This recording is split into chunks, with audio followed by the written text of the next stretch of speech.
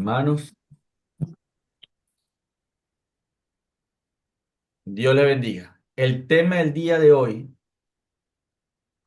se titula La cena de las bodas del Cordero. La cena de las bodas del Cordero. Si usted ve el título, hay eh, tres temas en uno, solamente en el título. La cena, las bodas, el Cordero. ¿Eh? La cena, las bodas del Cordero. Aunque las tres son tres en uno, eh, en esta noche vamos a desmenuzar el título, ¿eh? Porque esas tres palabras, cena, bodas y cordero, madre mía, lo que por gracia y misericordia de Dios investigué, eh, tiene bastante tela que cortar, bastante peso de información revelatorio de la Sagrada Escritura. ¿Eh? Ya empezamos. ¿Eh? Bastante información hay, bastante información. Y es una lástima que en las iglesias, tristemente, eh, los pastores que tienen la responsabilidad de alimentar el rebaño, tomen muy a la ligera la Sagrada Escritura. Muchas veces se enseña muy superficialmente. Y no estoy hablando de introducirnos en el griego, en el arameo, en el hebreo, la etimología de aquello, la raíz. No, no. Estamos hablando de profundizar en la esencia originaria del mensaje escrito. Debemos de recordar que ha sido el Espíritu Santo de Dios el que inspiró la Sagrada Escritura, y al ser el Espíritu Santo el que está detrás de todo lo escrito, madre mía, es el mismo Dios hablándonos. En el 80% de las escrituras, digo 80 porque 10% en las escrituras habla Satanás. El otro 10% son los hombres, común y corriente. Que el Eterno, a través de, de su amplio conocimiento, permite que estas dos criaturas, tanto la caída, llámese Luzbel, en la parte angelical, y la caída de la parte humana, llámese Adán o nosotros como hombres, eh, se les permite a estas criaturas también hablar, también manifestarse, también expresar eh, sus pensamientos. Lógicamente, no todo lo que Satanás habló en su tiempo, en su momento de acción, se permitió escribir en la Sagrada Escritura. Y no todo lo que los hombres, ya sean profetas o discípulos, o el entorno eh, del gentilicio, lo que hablaron, no todo se les permitió a ellos que se escribiese en la Sagrada Escritura. ¿Eh? Por eso a veces encontramos libros llamados apócrifos. Por ejemplo, la parte histórica de los macabeos no está en el canon establecido en la Sagrada Escritura, porque no tiene un fundamento sólido de inspiración, ¿eh? Igual que otros libros llamados apócrifos. ¿Ah? Entonces, partiendo de este punto, es necesario, sobre todo en esta recta final, que la Iglesia del Señor Jesucristo realmente sea alimentada con alimentos sólidos y sobre todo lo que tiene que ver con los eventos finales, ¿eh? En el área escatológica. Estas reuniones no solamente está basado en la escatología bíblica, como lo que ya ustedes han visto a través de los extractos, sino que también hablamos de doctrinas y hacemos apologética. Son tres vertientes, tres armas que el Espíritu Santo pues ha puesto en mi sentir, tratar de compartir con el remanente fiel del Señor de este último tiempo. ¿Eh? Digo remanente porque tristemente eh, muchos van a ser llamados para seguir el Evangelio, pero lamentablemente pocos son los que van a escuchar la voz del pastor. ¿Quién? No yo, Jesucristo, que es el pastor de los pastores. Muy pocos. Solamente uno es un instrumento de canal para que el Espíritu Santo pueda alertar y preparar a la novia del Cordero.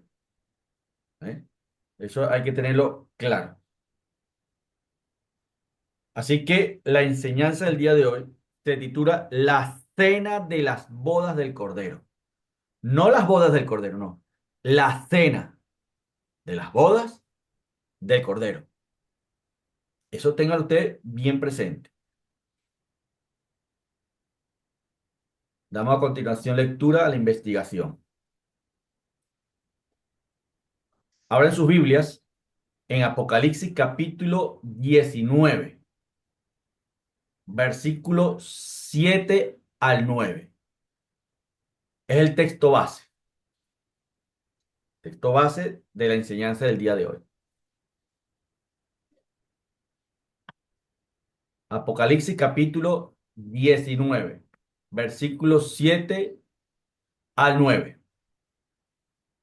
Dice la Sagrada Escritura de la siguiente manera. Mire cómo empieza. Mire cómo empieza.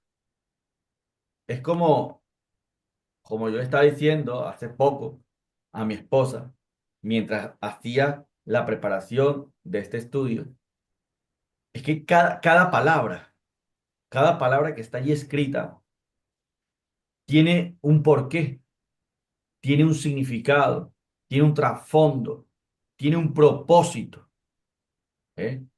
Que escapa muchas veces hasta de nuestro entendimiento. Por eso es que la Sagrada Escritura no hay que leerlo así a la ligera y rápido. No, no, no, no, como si fuera un libro del mundo. No. Aquí quien está hablando es el Eterno, el Espíritu Santo. Y por algo, empieza diciendo, gocémonos y alegremos. Gocémonos y alegremos. En esas dos palabras, mira, madre mía, yo puedo decir muchas cosas, empezando solamente el versículo. ¿Eh? ¿Por qué el Espíritu Santo inspira al apóstol Juan a escribir estas dos palabras? Al inicio, prácticamente, de Apocalipsis 19. Gocémonos y alegremos. Hemos de recordar el contexto, el contexto de lo que ha venido sucediendo en los acontecimientos proféticos aquí en la tierra, cuando el Espíritu Santo le dice a Juan, escribe, gocémonos y alegrémonos. ¿En qué contexto se encuentra la nación de Israel, la iglesia del Señor Jesucristo? Ojo, ya a estas alturas, más que confirmado, más que estudiado, más que profundizado, y confirmado, podemos decir fehacientemente, con Biblia en mano, de que la iglesia va a pasar por la gran tribulación. ¿Eh? Por eso que invito a los hermanos que están ingresándose a estas reuniones por primera vez, les invito a ver los extractos o los estudios pasados, más otros videos que están allí en el canal de YouTube, ¿vale? Para que se pongan al día y no se, digamos, bloqueen a priori. No, no, no, no, aquí hay que investigar, ¿eh? Así como lo hice yo en su momento. Yo pensaba al principio, bueno, yo nací en el Evangelio por la misericordia de Dios. Yo pensaba, como se me había enseñado, de que la iglesia no iba a pasar por la gran tribulación. Y lo enseñé un montón de veces, pero un montón de veces. En su momento, ¿eh? El Espíritu Santo trató conmigo en medio de esta encerrona que hubo a partir del 2020 y gracias a Dios puede ser encerrona. Es lo único, digamos, positivo que yo pude sacar de esas encerronas, desde 2020 hacia aquí. ¿Qué positivo? Que permití, con humildad de corazón, de espíritu, permití que el Espíritu Santo, pues, me quitase las vendas en ese punto escatológico y a través de la Sagrada Escritura, él mismo hablarme y mostrarme, como seguro lo ha hecho con otros ministros, con otros siervos, de que la iglesia va a pasar por la gran tribulación, que todo lo demás eran textos forzados que uno enseñaba, textos que se salían del contexto escatológico para justificar un pretexto, sobre todo pretexto emocional, ¿eh? Que tienen lamentablemente los pretribulacionistas. ¿Quiénes son los pretribulacionistas? Los que creen que la iglesia no va a pasar por la gran tribulación. Entonces, hasta estas horas, su servidor sigue esperando que un ministro pretribulacional que cree que la iglesia no va a pasar por la gran tribulación se ponga en contacto conmigo y me trate de convencer nuevamente en volver a creer lo que él está creyendo, que la iglesia no va a pasar por la gran tribulación. Yo sigo esperando eso, ¿eh? Yo sigo esperando eso. El problema es que, como lo he dicho antes, ¿eh? Y lo digo a las personas nuevas del grupo hoy, es que todos los versículos, absolutamente todos los versículos que forman la base de creencia escatológica de los pretribulacionistas, de los que creen que la iglesia no va a pasar por la gran tribulación, todos esos versículos me los sé yo de memoria. Sé dónde están ubicados, sé lo que dicen, cuál es la interpretación que se le da forzada, porque yo formaba parte de eso. Eso quiere decir que cuando un ministro de estos eh, se ponga en contacto, si es que lo hace conmigo, es que me van a venir a decir lo que ya yo enseñaba. Y ahí es donde su servidor, por la misericordia del Señor, más bien los convencerá a ellos, como fui yo convencido por el Espíritu Santo, de que están errados. Y así como yo pedí perdón en cuanto a esa enseñanza, a esa mala enseñanza que yo enseñaba, así también estos ministros con humildad tienen que reconocer el grave error interpretativo que hemos heredado, ¿eh? Y desechar estas falsas doctrinas. ¿Por qué? Porque le cuesta, le puede costar, ojo, le puede costar a un cristiano hasta su salvación. Porque los pretribulacionistas no van a estar esperando al anticristo, sino a Cristo, como dicen ellos, de una forma burlística. Y no se van a preparar. No se van a preparar, ¿por qué? Porque dicen, es que no vamos a pasar. Y si tienen esa postura de indiferencia, es que no van a estar capacitados para resistir la persecución que se nos viene encima en breve. Ojo, en breve. ¿Sí? Nosotros creemos en el arrebatamiento de iglesia. Por supuesto que creemos en el arrebatamiento de la iglesia. El problema es que tenemos que saberla ubicar en el marco profético escatológico correcto. Y digamos, como vengo diciendo, uno de los varios talones de Aquiles que tiene el pretribulacionista, el pretribulacionista, uno de los talones de Aquiles, entre los ya muchos mencionados anteriormente, es ¿cuándo se va a celebrar la cena de las bodas del Cordero? Ellos dicen, no, eso se celebra apenas la iglesia salga de aquí antes de la gran tribulación. Sí, ¿será cierto eso? La Biblia, es que lo vamos a ver hoy. La Biblia no enseña eso. La cena de las bodas del Cordero, al igual como la resurrección de los muertos en Cristo, entre otros, son talones de Aquiles que despedazan por completo la postura pretribulacional. Los despedazan.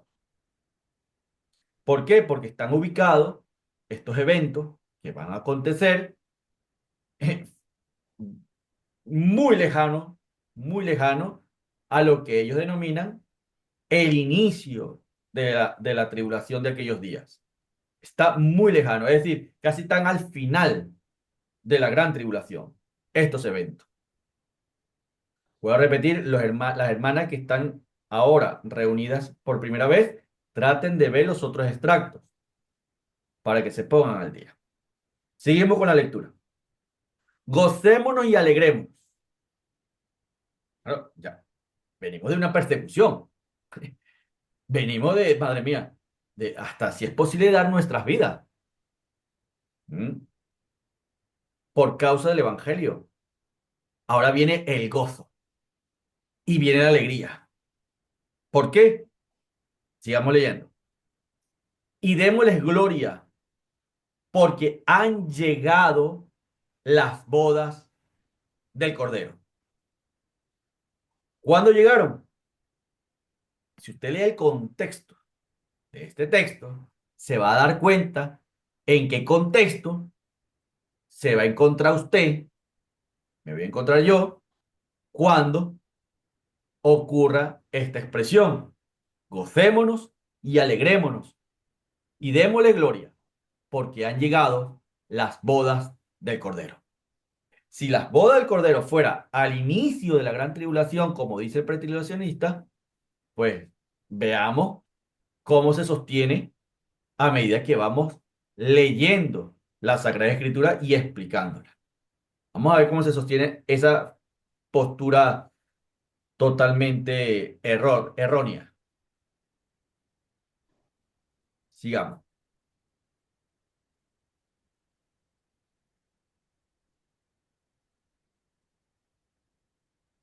Porque han llegado las bodas del Cordero y su esposa se ha preparado. Vamos a ver quién es la esposa de la iglesia. Vamos a confirmar si es la iglesia o si hay por ahí otro texto que pueda hacerle a usted dudar que sea la iglesia. Eso lo vamos a ver casi al final. ¿Eh? Y su esposa se ha preparado. Y a ella se le ha concedido que se vista de lino fino. Vea bien las características. Lino fino, limpio y resplandeciente. Porque el lino fino es las acciones justas de quién? De los santos. A veces los pretribulacionistas dicen, no, la iglesia no va a pasar por la gran tribulación porque no es mencionada después del capítulo 4 de Apocalipsis. Es verdad, la palabra iglesia como tal no es mencionada, no es mencionada. Pero la pregunta es, aquí, ¿es las acciones justas de los santos? Estos santos es la esposa del Cordero. ¿Quiénes son esos santos? ¿Quiénes son? ¿Eh? Vuelvo a repetir, como lo he dicho en otras ocasiones, aunque no aparezca la palabra iglesia después del capítulo 3 o 4 de Apocalipsis, hay palabras que son semejantes a, son similares a, son casi que sinónimas, como por ejemplo la que acabamos de leer, justos, santos, escogidos. valientes, redimidos, los que guardan el testimonio de la palabra de su paciencia, etcétera. Todos esos términos, ¿a quién se refiere? A la iglesia. ¿Eh? Aunque no te diga directamente la palabra iglesia. Sigamos. Y el ángel me dijo, escribe, dichosos o bienaventurados los que son llamados a la cena de las bodas del Cordero. También vamos a ver quiénes son llamados a dicha cena. Y me dijo, estas son palabras verdaderas de Dios. Es decir, se va a cumplir sí o sí, porque Dios no es hombre para mentir, ni hijo de hombre para arrepentirse de sus dichos. Y estas bodas, la cena, se va a llevar a cabo, ¿eh? Y es un evento trascendental en la Sagrada Escritura que hoy lo vamos a ver. El concepto de la cena de las bodas es mejor entendido a la luz de las costumbres que se seguían en las bodas durante los tiempos de Cristo. Esta costumbre respecto a las bodas, escuche bien, tenían tres etapas principales. Primero, se hacía un contrato de matrimonio que era firmado por los padres de la novia y del novio. Y los padres de la novia pagaban una dote al novio o a sus padres. Esto daba inicio a lo que llamaban el período de los esponsales, es decir, el período de los esposos. Lo que pasa es que nosotros, de acuerdo a nuestro contexto cultural, ¿eh? Pensamos inmediatamente al llamarnos esposos, ya, inmediatamente pensamos en el matrimonio. No, en la cultura judía no es así. Los que están desposados o esposos todavía no han llegado al matrimonio. ¿Mm? Eso lo vamos a ver en otra ocasión. La diferencia entre matrimonio, estar casados y estar desposados o ser esposos. Son tres cosas distintas. ¿Eh? Lo que ahora conocemos como el compromiso. Cuando eran esposos, en el caso de José y María, recuerde ese evento, ellos estaban bajo compromiso, ¿eh? Pero todavía no estaban bajo matrimonio. Este periodo era el que se encontraba José y María cuando se halló que ella estaba encinta.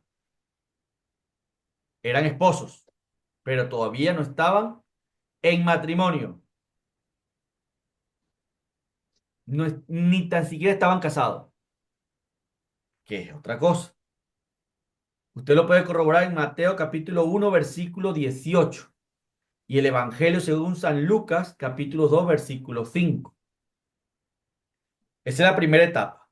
Están en compromiso.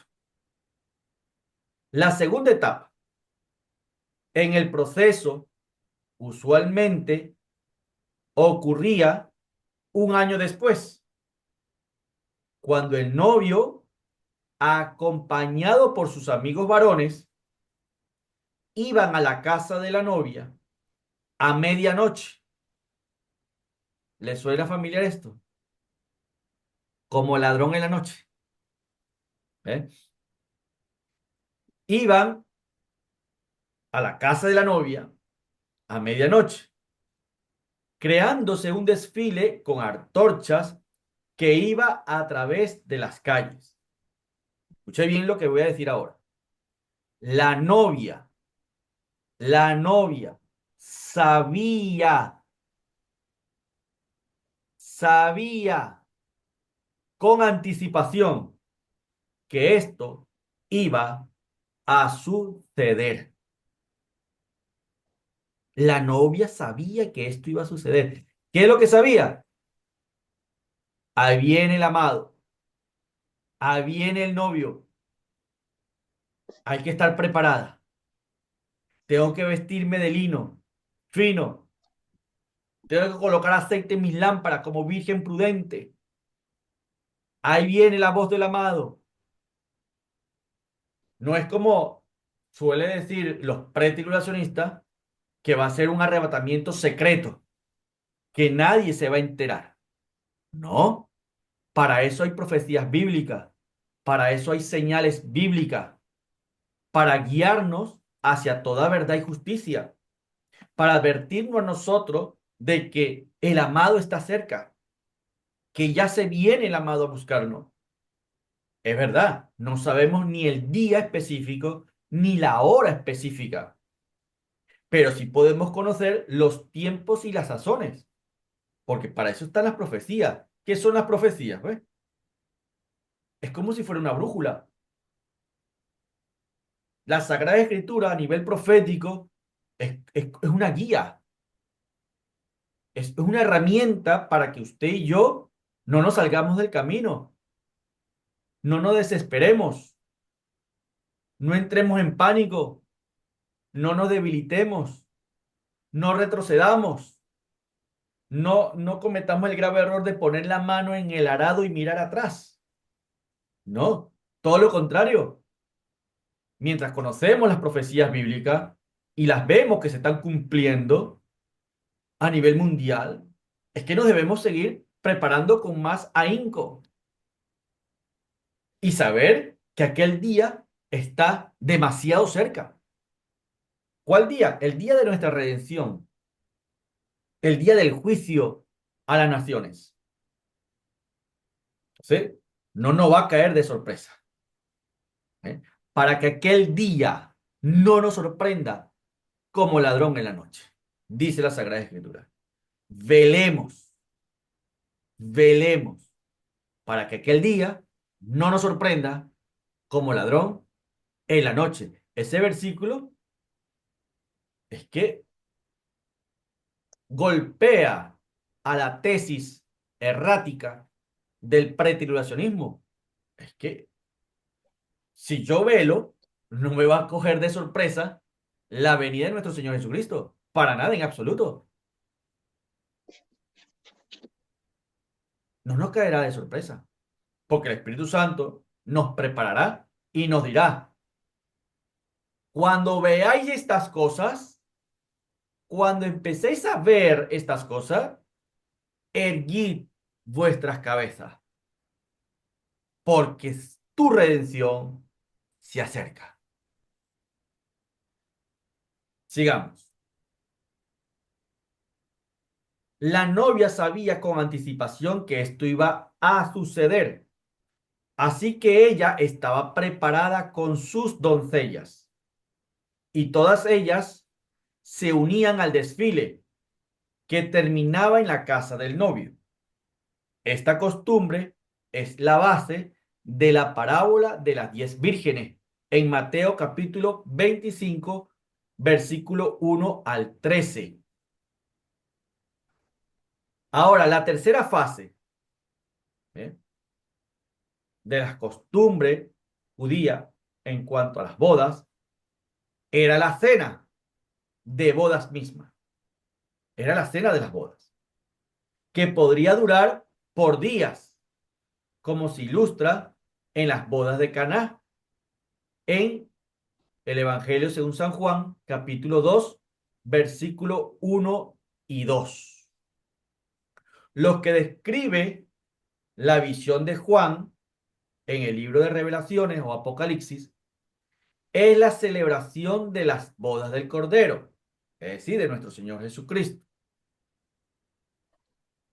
que toma como figura un cordero para él simbolizar algo. Y posteriormente toma la figura de un león para representar algo también. Eso lo vamos a ver en otra ocasión. Dice, lo que describe la visión de Juan en Apocalipsis es la celebración de las bodas del Cordero y su novia en su tercera fase. La implicación es que las dos primeras fases ya han ocurrido. La primera fase fue cumplida en la tierra cuando cada creyente puso su fe en Cristo como Salvador. La dote pagada al padre del novio, que viene siendo Dios Padre, sería la sangre de Cristo derramada en nombre de la novia. Entonces la iglesia que se encuentra en la tierra actualmente está comprometida con el novio, es decir, con Jesucristo. Y al igual que las vírgenes prudentes en la parábola, todos los creyentes deben permanecer vigilantes y en espera de la aparición del novio en su segunda venida. La segunda fase simboliza el arrebatamiento de la iglesia, cuando Cristo viene a reclamar a su novia y la lleva a la casa del Padre. Entonces, la cena de las bodas será el tercero y último paso. Ahora mismo nos encontramos en la primera fase, ¿eh? Y pendiente que ya vamos a culminar este primer extracto para que usted le dé nuevamente al enlace y volvamos a entrar. Estamos en la primera fase de compromiso, donde usted y yo nos estamos preparando, usted y yo nos estamos limpiando, usted y yo nos estamos santificando, usted y yo tenemos vestiduras limpias, sin mancha y sin arruga, y con las lámparas de vírgenes prudentes llenas, para no cabecear y dormirnos, sino que estemos sobrios, sobrias, velando, para poder escuchar la voz de nuestro amado Salvador, es decir, nuestro novio, que nos viene a buscar para llevarnos a celebrar la cena de las bodas del Cordero. A eso nos viene a buscar. Sigamos. Vamos a ver, para entender más este asunto, la parábola del banquete de bodas que habla la Sagrada Escritura. ¿Eh? Busquemos la parábola del banquete de las bodas.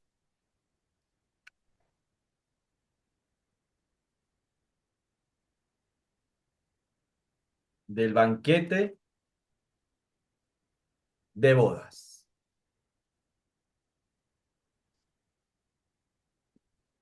En Mateo capítulo 22.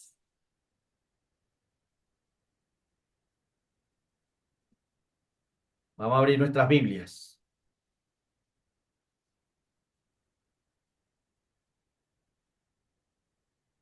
¿Qué dice? Mateo 22. Tomando Jesús la palabra, les habló otra vez en parábolas, diciendo, el reino de los cielos puede compararse a un rey, ¿eh?, que hizo un banquete de bodas para su hijo y envió a sus siervos a llamar a los que habían sido invitados a las bodas, pero no quisieron venir.